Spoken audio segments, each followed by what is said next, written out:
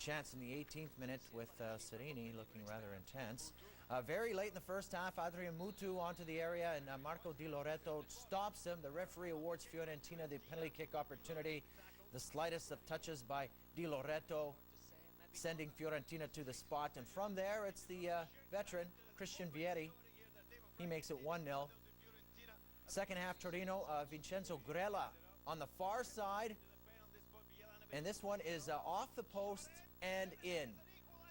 That for a goal past Sebastian Frey.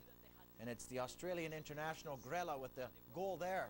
To the other end, and it's a ball from the corner. The one-hop header stopped by Serie. They would clear the danger, would Torino. Not long afterwards, and it's Mutu. Slow motion replays. He gets clipped by Salvador Lana. Just looks like Mutu fell on his own, but it's a yellow for Lana. Not much of an argument there.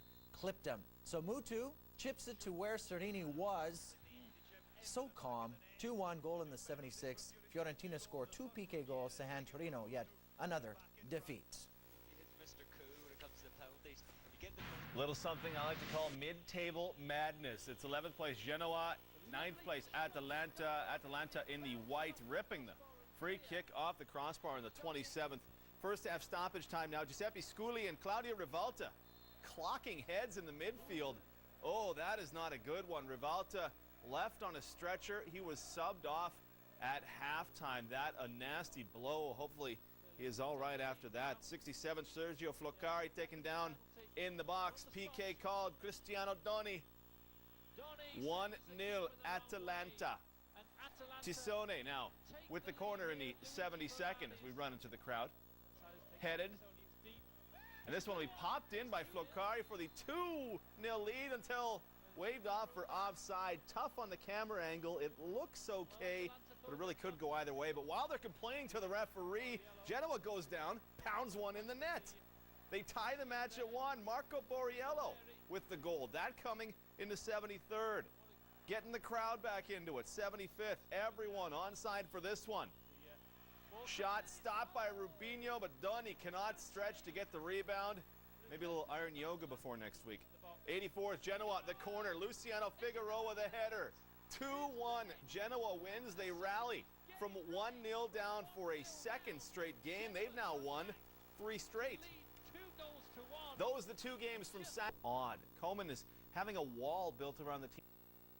And the Brazilian, and talks are ongoing. Mancini insists that Ronaldinho would have no problem settling into a team that's probably going to win the title again. Sounds romantic. It certainly does. Nice and foggy in Milan for this one. Inter with the corner drops for Esteban Cambiasso.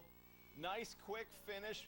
Make it 1-0 Inter Milan. 16th time they've scored first in 19 games. Only twice have their opponents scored first. Luca Bucci just guessing wrong on that one. Ferrer, Reginaldo shaking, cross, goal. Luca Cigarini gets it done. Make it 1-1 as Parma is back in action. And he airs out his armpits. Looked like Marco Materazzi did an okay job there, but that ball squirts through 5 white shirts and into the net. Free kick to Parma in the 69th. Andrea Gasparoni is going to go for goal. Ooh. What a fantastic idea that was. 2-1 Parma. He actually hit the first defender, and Julio Cesar got a couple of hands to it. Not enough, and disappointed by that. Now to the 86th minute. We're going to see a nice touch by Zlatan Ibrahimovic, and then he will get it back, and the ball cleared off the line, but cleared with a hand before the head. Fernando Couto gets the red card. Check it out for yourself on the replay. It is very tough to tell. You did a good job to disguise it, but nothing I can say to go against the referee on that one. Zlatan for the PK and for the tie.